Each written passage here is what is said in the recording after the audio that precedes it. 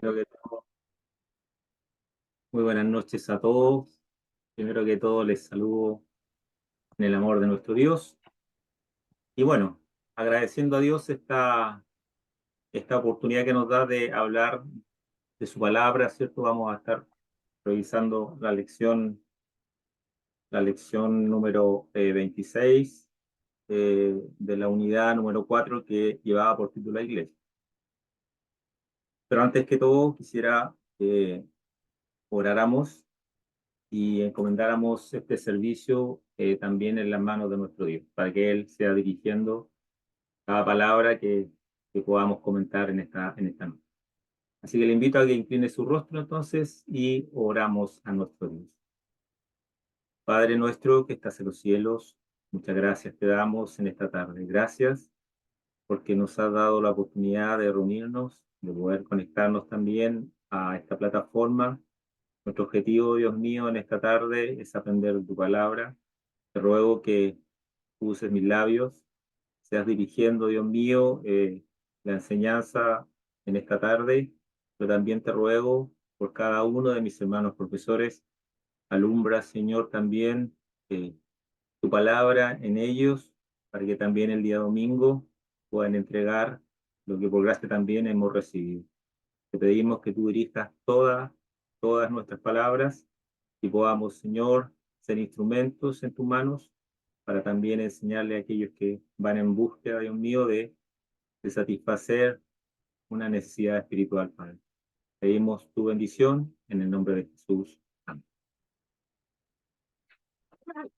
Muy bien, hermanos. Bueno, estaba viendo esta es la última lección que tenemos de la unidad número 4, que llevaba por título La Iglesia. Y quisiera comentarles un poquito el resumen de la unidad para que veamos el contexto. Eh, la unidad 4 llevaba por título La Iglesia y el resumen menciona algunas cosas que son relevantes que sepamos. Lo primero es que Jesús prometió algo respecto de la iglesia. Dice, edificaré mi iglesia y las puertas del Hades no prevalecerán contra ella. Esto está en San Mateo capítulo 16, versículo 18. Por lo tanto, el que instituyó la iglesia fue nuestro Señor Jesucristo.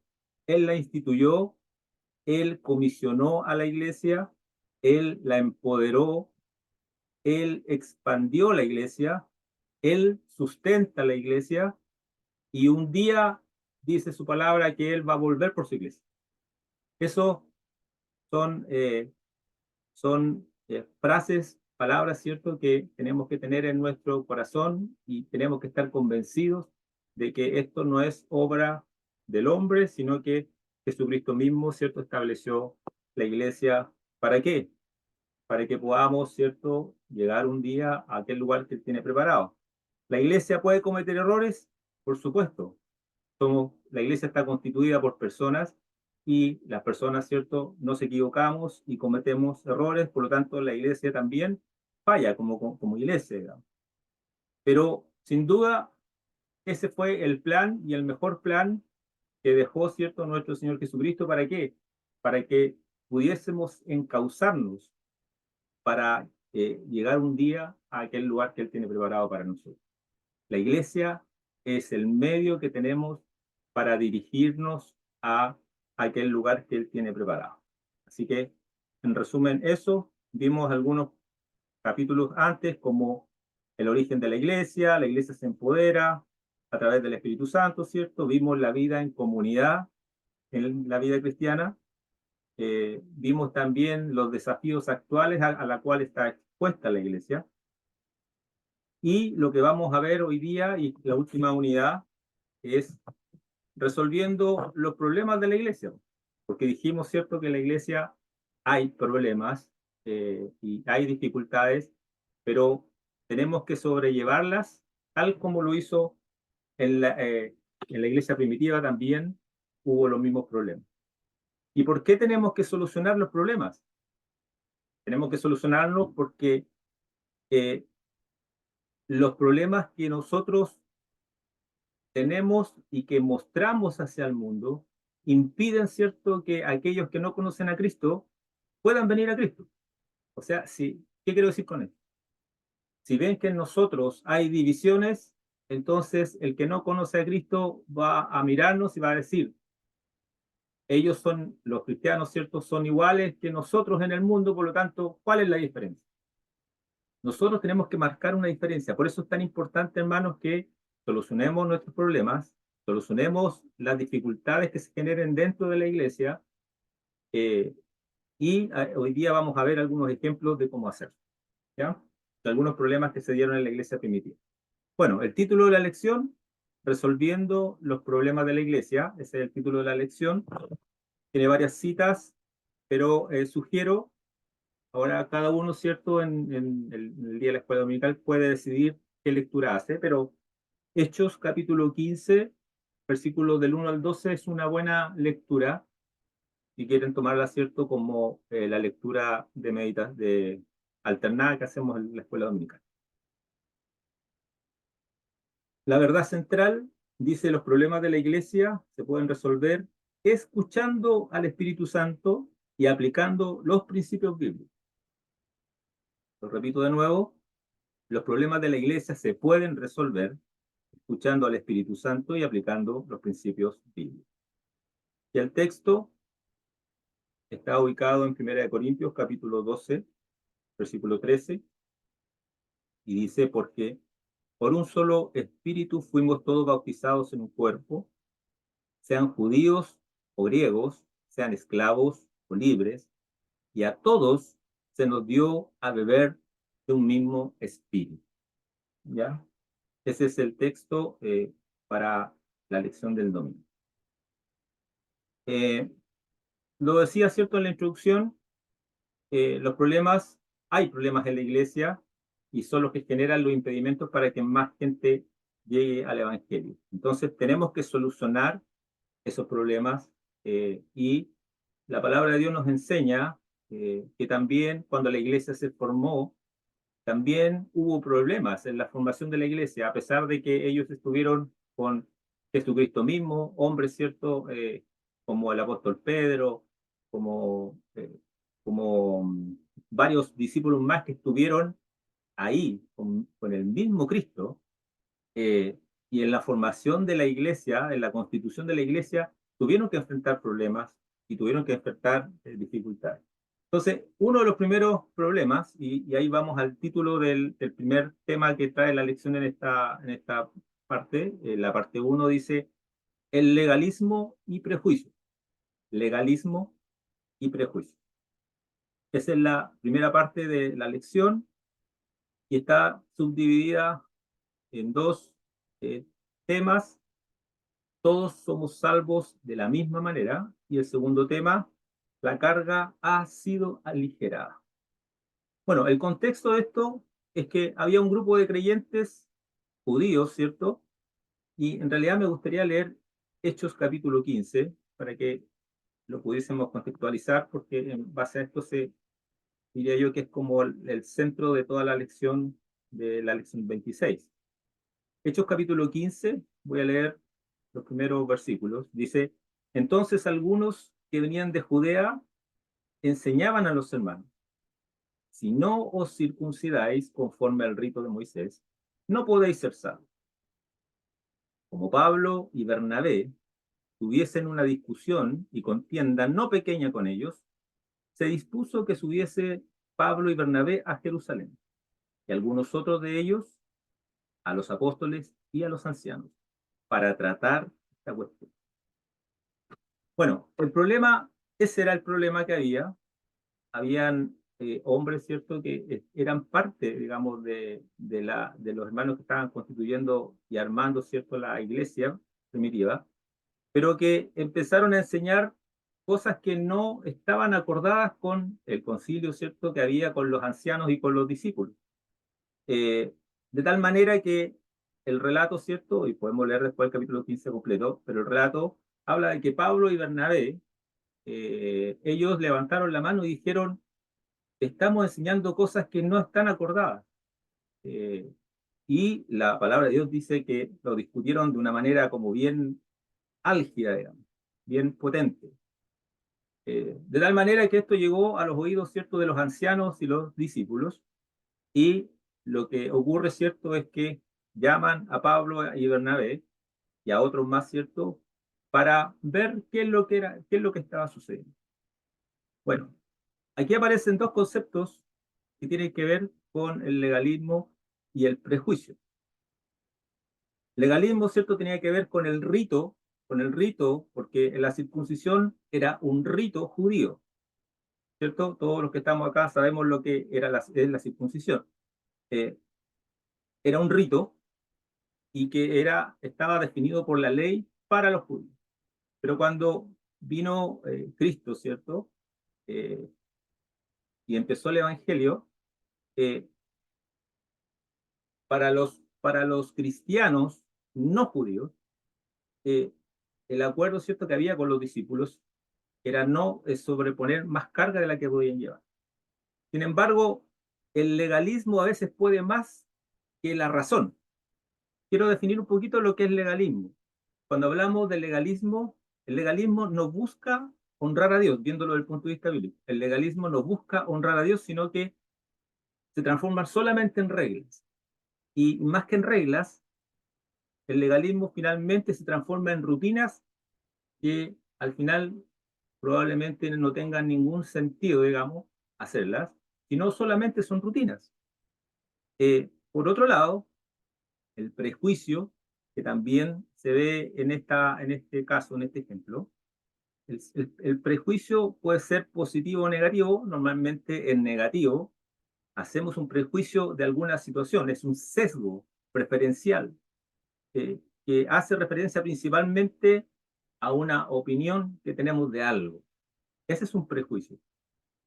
Es decir algo sin haber, sin tener evidencia o sin tener conocimiento mayor, digamos, de lo que está ocurriendo. Ese es el prejuicio. Eh, lo que los discípulos acá trataron de hacer fue llamar, ¿cierto?, a estos hermanos, porque le explicaron que no era necesario poner más cargas. Aquí paso a la segunda parte de la lección, cuando los líderes, ¿cierto?, lo que hacen es tratar de sacarle la carga a los cristianos. No es ponerle más carga. Lo que hacemos nosotros a veces es que con los legalismos y con nuestros prejuicios hacemos, ¿cierto?, que aquellos que no son cristianos se alejen en vez de acercarlos. Eh, la carta, ¿cierto?, de los apóstoles y de los ancianos presentaban, eh, presentaban esto, digamos, querían evitar poner más carga a aquellos que estaban recibiendo a Cristo. Ya era suficiente, ¿cierto?, los problemas que había en los inicios de la iglesia, las persecuciones, todo lo que estaba ocurriendo, ¿cierto?, en el inicio de la iglesia. Sin embargo, los judíos, ¿cierto?, lo que querían hacer eran poner más carga de la que Jesucristo también había establecido. Por eso, hermanos, eh, tenemos que tener cuidado nosotros en la iglesia, en la congregación, respecto de cómo entendemos el Evangelio, cómo lo hemos creído, cómo lo hemos aceptado. No tenemos que ser barreras nosotros como cristianos, no seamos barreras ante aquel que viene cargado con problemas, con dificultades, con, con tal vez, eh, no sé, cosas que hacen, digamos, que son propias del mundo, cuando sabemos que el que saca todas las cosas y el que transforma a las personas es Dios. No somos nosotros los que hacemos la transformación. Es Dios el que finalmente transforma a las personas a través, ¿cierto?, del Espíritu Santo. El Espíritu Santo dice que es el que convence de pecado, el que transforma y el que nos va quitando estas cosas que probablemente no aportan, digamos, a nuestro crecimiento espiritual. Y si ustedes se fijan, la exigencia, porque los discípulos, ¿cierto? Y los ancianos envían una carta a Judea, ¿cierto? A este grupo, explicando cuál es la definición, explicándole, ¿cierto? No poner más cargas de la que tienen que llevar. Y pone en el versículo 29, sale esto, y pone solamente algunos requisitos que, si usted lo lee, tampoco son obligatorios. Fíjense lo que dice el versículo 29. O voy a ver desde el 27. Así que enviamos a Judas y a Silas, los cuales también de palabra os harán saber lo mismo. La carta, ¿cierto? Que enviaban los discípulos y los ancianos, esta carta que tenía que ser leída. Y además, dos hermanos más, ¿cierto? Que apoyaban, iban a apoyar a estos líderes, ¿cierto? Que estaban en ese lugar. A Pablo y a Bernabé los iban a apoyar para no obligar a los cristianos a circuncidarse. Entonces, porque ha parecido bien al Espíritu Santo y a nosotros no imponeros ninguna carga más que estas cosas necesarias. Y ahí menciona algunas cosas que son necesarias, ¿cierto? De las cuales algunos requisitos que están aconsejando apartarse. Por ejemplo, abstengáis de los sacrificados a ídolos, de sangre, de ahogado y de fornicación, de los cuales, de las cuales cosas, si os guardareis, bien haréis. Termina la carta, ¿cierto? Diciendo, pasalo bien. Bueno, esas son las recomendaciones que le hacen, ¿cierto?, los discípulos a este grupo de hermanos cristianos, tratando de sacar el legalismo, ¿cierto?, y el prejuicio que tenemos a veces de todas las cosas que hay normalmente en la iglesia. El Señor a nosotros nos ayude para que no nos transformemos en cristianos legalistas, en cristianos prejuiciosos, sino que podamos ser cristianos que aportemos, ¿cierto?, a la obra del Señor. La segunda parte, mundanalidad y orgullo, que está en Apocalipsis. Apocalipsis, Apocalipsis capítulo 3.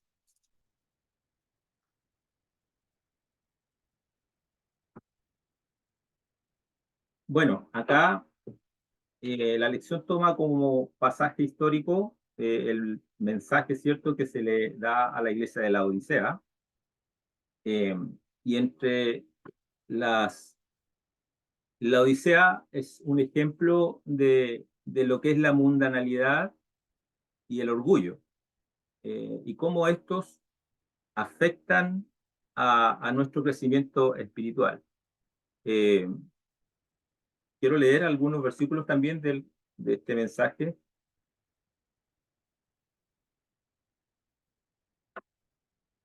Versículo 14 dice, y escribe el ángel de la iglesia en la Odisea, he aquí el amén, el testigo fiel y verdadero, el principio de la creación de Dios, dice esto, yo conozco tus obras, que ni eres frío ni caliente. Ojalá fueses frío o caliente, pero por cuanto eres tibio y no frío ni caliente, te vomitaré de mi boca, porque tú dices, yo soy rico y me he enriquecido, y de ninguna cosa tengo necesidad. No sabes que tú eres un desventurado, miserable, pobre, ciego y desnudo. Bueno, ese era el contexto, ¿cierto?, del mensaje que se le entregaba a la iglesia de la Odisea. Eh, y acá la abundancia por la cual estaba pasando la Odisea es la que había corrompido la fe de los creyentes. Eh, lo que se nos enseña, ¿cierto? Y el mensaje que hay tras este escrito es que la riqueza material que habían alcanzado los hermanos de la iglesia de la Odisea eh, los había cegado y entraron en una fase de empobrecimiento espiritual. El concepto, ¿cierto?, que el Espíritu Santo, cómo refleja a la iglesia, no desde el punto de vista material. Ellos materialmente era una iglesia muy bendecida, los hermanos tenían riquezas, pero la descripción de cuando perdemos de vista, eh, perdemos de vista lo importante, cuando la riqueza entra en nosotros y corrompe nuestra fe. Eh, Pasamos, ¿cierto?, a ser hombres desventurados, miserables, pobres, ciegos, desnudos, creyendo tenerlo todo, no tenemos nada. Y ese es el mensaje, hermanos, que tenemos que entregarle también a nuestros hermanos. Tenemos que tener cuidado con lo que Dios nos entrega, eh, porque el mensaje era, ojalá fueses frío, ojalá caliente. Lo ideal, ¿cierto?, es estar fervoroso en lo espiritual. Pero fíjense la comparación que hace el Espíritu Santo. Eh, si no caliente, ojalá frío. Porque cuando estamos al medio, hermanos, cuando somos tibios, no somos nada, somos indiferentes. Y eso es la iglesia que hoy día se está formando. Eh, no sé, uno hoy día ve la iglesia ha crecido desde el punto de vista económico. Vemos que las personas hoy día tienen mayor alcance económico, tienen mayores alcances educacionales. Vemos que hoy día la iglesia ha crecido en ese aspecto. Pero ¿qué pasa con aquellos, cierto, que logran salir adelante, logran alcanzar metas académicas? ¿Dónde están? ¿Qué pasa con ellos? ¿Qué es lo que ocurre en su interior que una vez obtenido, ¿cierto? O alcanzado sus metas, ya lo más importante no es Cristo, no es Cristo.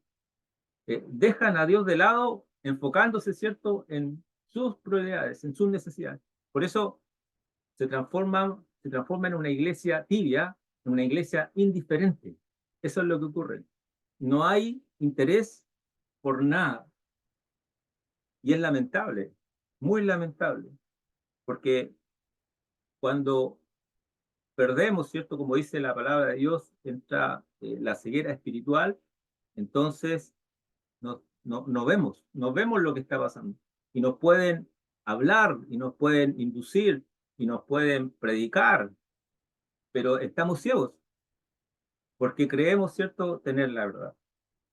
Eh, Se explica ahí el concepto del tibio, de dónde, ¿cierto?, toma la referencia. Hay un contexto ahí de aguas termales, ¿cierto? Por eso el ejemplo del tibio, frío o caliente, eso como información aparece ahí. Pero el concepto que hay tras esto, hermanos, es eh, tenemos que tener cuidado con las riquezas, porque cuando hay riquezas empezamos a tratar de satisfacer, ¿cierto?, nuestras necesidades, nuestros apetitos. No es malo que hayan riquezas en la iglesia, no es malo, hermano. Pero cuando esas riquezas nos enceguecen y nos bloquean, ¿cierto? Y perdemos la fe, entonces tenemos que tener cuidado, porque usted se fija, yo creo que cuando vemos a los famosos, ¿cierto? A los famosos cuando llegan a la cúspide, cantantes, actores de cine, lo que usted ve así como famosos, digamos, ¿en qué terminan? Producto de las riquezas, ¿cierto? Terminan en vidas metidas, ¿cierto?, en la droga y finalmente en suicidios. Y bueno, sabemos muchos casos de hombres famosos que terminan en eso por causa, ¿cierto?, de las riquezas, porque andan buscando satisfacer, ¿cierto?, sus propios deseos carnales. Y eso es lo que tenemos que tener cuidado. El Señor también aquí nos ayude para que no estemos, ¿cierto?, en esta ceguera espiritual. Porque cuando pasa eso, nos declaramos autosuficientes. Y ahí, en la segunda parte, ¿cierto? Primera de Pedro, capítulo 5, nos habla, ¿cierto?, de que Dios se opone a los orgullosos. Eh, Fíjense que hay un concepto de humildad que me gustó mucho cuando lo busqué. Decía, la humildad, que es lo opuesto, ¿cierto?, al orgullo, la humildad es un valor opuesto a la soberbia. Y miren lo importante aquí. No es señal de debilidad, porque a veces creemos que cuando uno es humilde tiene que andar como agachadito, así como que con miedo. No, la humildad no tiene que ver con eso. La humildad no es señal de debilidad, no es señal de timidez, no es señal de temor, sino es una indicación de que sabemos de dónde proviene nuestra verdadera fortaleza. Cuando nosotros sabemos, ¿cierto?, quiénes somos, qué es lo que Dios nos ha dado por misericordia, entonces somos humildes. Y la humildad, ¿cierto?, se ve en las personas, se ve en cada uno de nosotros. Y por eso el apóstol Pedro llama a vestirse, ¿cierto? Vestirse con esto, con humildad. Porque Dios resiste a los soberbios, pero da gracia a los humildes. Y esa es un don, ¿cierto?, que tenemos que tener nosotros en nuestro corazón. Lo que precede, ¿cierto?, al orgullo, lo que precede al orgullo eh, es la autosuficiencia. Y eso es lo que tenemos que tener cuidado. La iglesia de la Odisea eh, pasó por eso, la autosuficiencia, el querer tener, ¿cierto?, los recursos para solucionar tal vez cualquier cosa, lo llevó a ser autosuficientes y el orgullo, por supuesto, entró en sus corazones. Debemos ser cristianos, hermanos, con una entrega verdadera. Eh, no debemos ser hipócritas, no debemos ser falsos, debemos ser verdaderos cristianos, como la palabra de Dios, ¿cierto?, nos está enseñando en esta noche. La última parte del estudio habla de la carnalidad, la inmadurez, Primera de Corintios.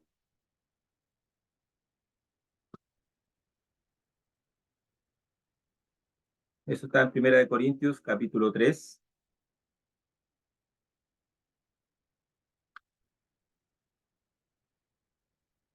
Primera de Corintios, capítulo 3, versículos 1 al 4. Quisiera leerlo también, hermanos, de manera que yo, hermanos, no pude hablaros como a espirituales, sino como a carnales, como a niños en Cristo. Os di a beber leche y no vianda, porque aún no erais capaces, ni sois capaces todavía, porque aún sois carnales, pues habiendo entre vosotros celos, contiendas y disensiones, ¿no sois carnales y andáis como hombres? Otro de los problemas que también están en la iglesia, hermanos, es la inmadurez. La inmadurez, cierto, que va muy unida a la carnalidad.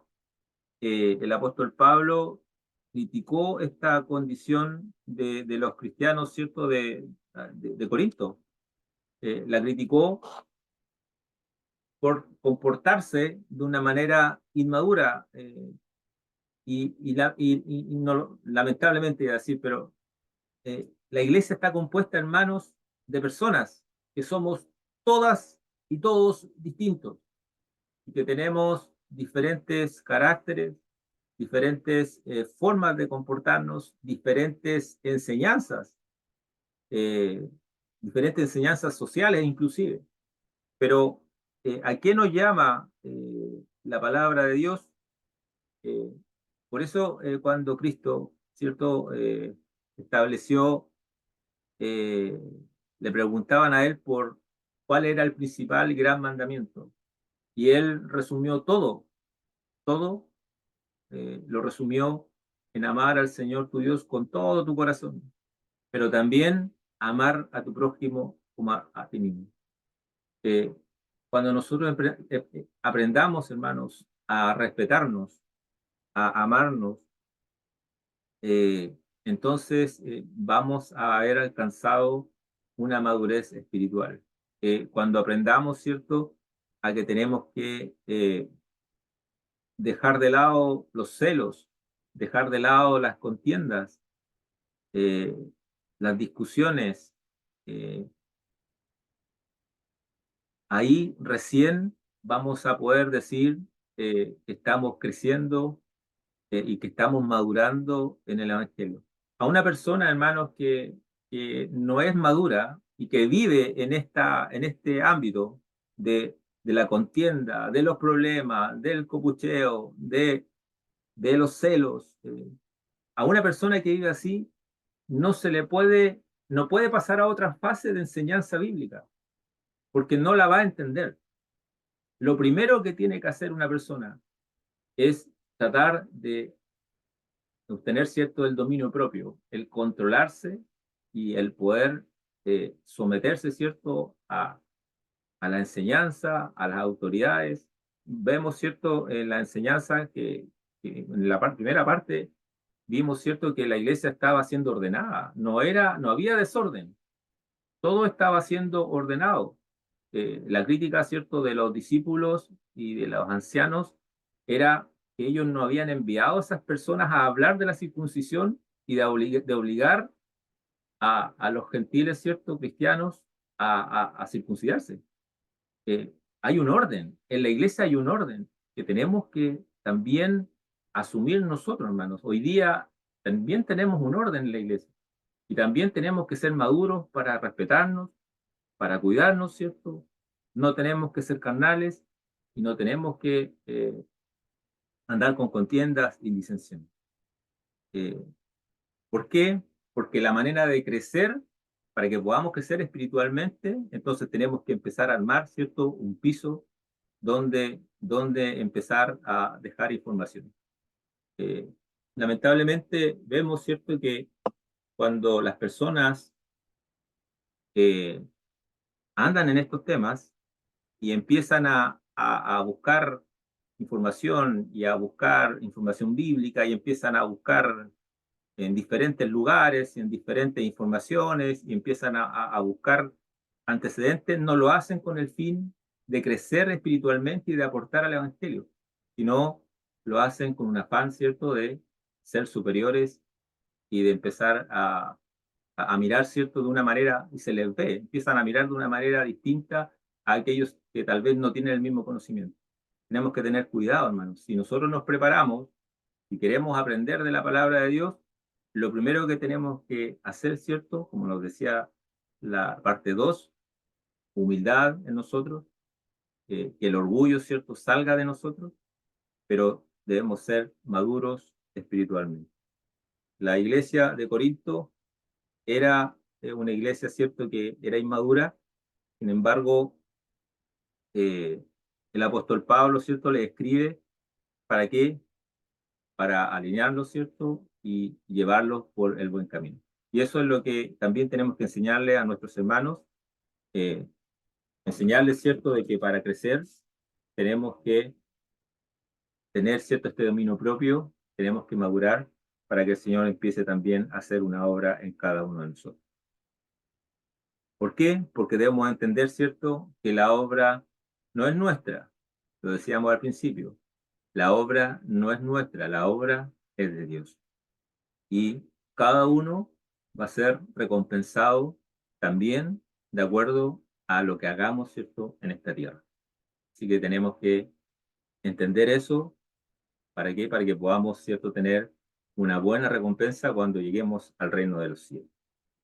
Bien, hermanos, esto ha sido lo que puedo entregarles respecto de la lección. Hay algunas lecturas que son muy importantes, muy interesantes, más que importantes, digamos, todas son importantes, pero hay algunas lecturas diarias que me llamaron mucho también la atención. Quisiera mencionar solamente una, nomás para no alargarme ya más. Hay la primera lectura habla, dice, humillado por la arrogancia. Ahí está la historia del rey Usías. Eh, en respecto, ¿cierto?, cuando está el orgullo en nosotros. Eh, Está la historia del rey Usías, quien Fue un hombre muy destacado, preparó un ejército, muchos hombres, mucha tecnología, inventó máquinas, ¿cierto?, para poder defenderse. Sin embargo, hay un versículo, el versículo 16 de Segunda de Crónicas, capítulo 26, del 11 al 21, que me llamó la atención y dice de la siguiente manera, dice, mas cuando ya era fuerte, hablando del rey Usías, mas cuando ya era fuerte, su corazón se enalteció para su ruina, porque se rebeló contra Jehová su Dios, entrando en el templo de Jehová para quemar incienso en el altar del incienso. Hizo algo que no tenía que hacer.